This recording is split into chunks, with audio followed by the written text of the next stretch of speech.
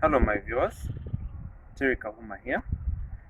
Viewers, today I'm going to talk to you about something a little different, something that has been trending all over social media, and that is about the death of Floyd George.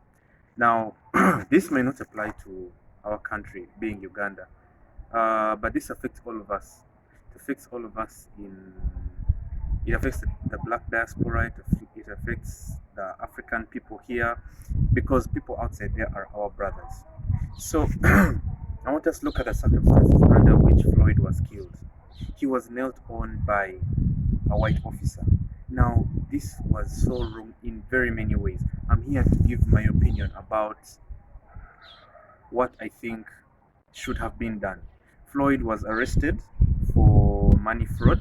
He did something a bit fraudulent concerning money, but it was not a criminal offense. It was not a crime. Now, if you look at, I don't know for some of you who have watched the video, if you look at how they treated him, they first arrested him, they put him on handcuffs, four officers, then put him down, they pinned him down, and then the final officer knelt on his neck for 8 minutes, viewers. 8 minutes. That was too long. That was too long.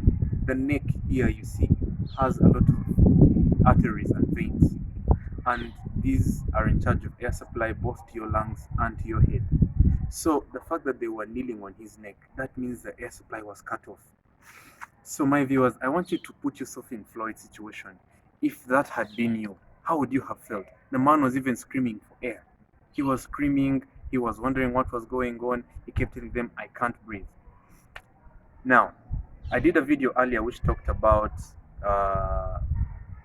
force that should be used by police officers, and this force was not used by this police. They used unnecessary force, and after 8 minutes the paramedic said he was dead. So my viewers, this was a very bleeding issue for me to talk about. This has been on my heart so much I had to come out and speak about it, because an injustice anywhere is an injustice everywhere. Like, I want us to repeat that. An injustice anywhere is injustice everywhere, because if someone in the United States, in Minneapolis where it happened, had been killed just like that, imagine if our very own people here were using that unlawful force on us. Meaning that we should be humane in the way we treat people at the end of the day. We should be able to understand that if someone has done something bad, give them time to understand why they're being harassed. That side in the US, it's full of racism. Black people are being treated poorly.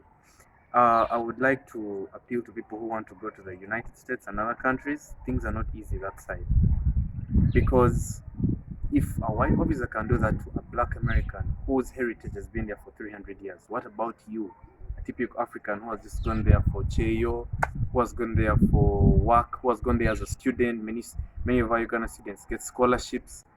So if you go there, we best expect that. So the change needs to start from us.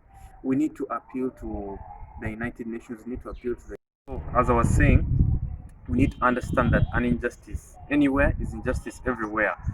We as Africa should cry out to our fallen brother. We should cry out to all the black people who have been killed and who are being killed all over the globe, because we shouldn't just look at it as Uganda as demarcations.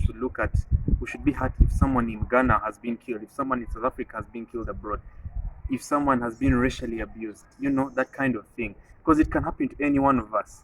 We shouldn't just say because Black American doesn't apply here. No, I can get a scholarship that side and I'll be finished off. I can be run off the road by someone in Atlanta or something.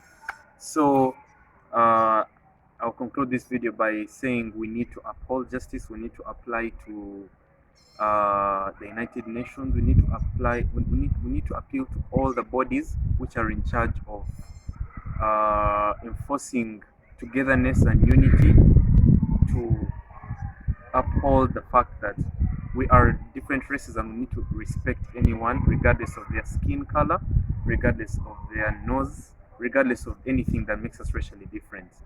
Thank you, my viewers. I remain yours truly, Terry Kahuma. Feel free to drop a like, feel free to subscribe, feel free to drop a comment, and I'll see you next time.